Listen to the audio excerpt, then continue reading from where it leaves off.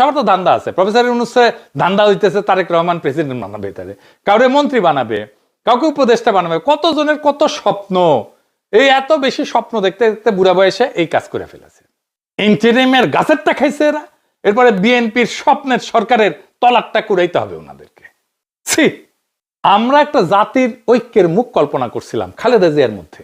2024-এর 5ই August আমরা আমাদের সেই স্বপ্নকে বন্দিশালা ভেঙ্গা, সেই মুখকে, সেই দৃষ্টিকে, সেই কায়াকে, সেই শরীরকে মুক্ত করে আকাশের নিচে আনছিলাম।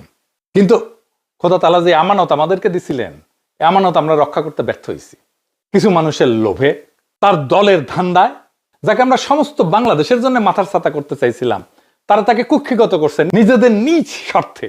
যে মুখে ইনসাফ এবং হকের আলো দেখার কথা ছিল, সেখানে তারা আইকা দিছে দলের দাগ, থাপ্পা লাগাই দিছে, সত্যের উপরে মিথ্যার সিলমোহর লাগাই দিছে। তিনি আজকে দুনিয়ার সব সীমানার ঊর্ধ্বে। নির্ভরতার সেই দৃষ্টি মিলছে মহাকালের প্রান্তে। বেঁচে থাকলে লোভীদের এই ফিতনা এবং জুলুম দেখা তিনি নিজেই ঘৃণায় মুখ ফিরায় নিতেন। খোদা তাআলা সর্বোত্তম পরিকল্পনাকারী, তাই উনাকে এই নোংরামি দেখতে হয় নাই। এই সৃষ্টিকর্তা তাকে আপনার রহমতের ছায়ায়, শহীদের মর্যাদায়, নিকটবর্তী সম্মানিত স্থানে অধিষ্ঠিত করেন আর আমাদের হকের পক্ষে অবিচল রাখেন। খালেদা জিয়া অমর হোক। ইনকিলাব জিন্দাবাদ।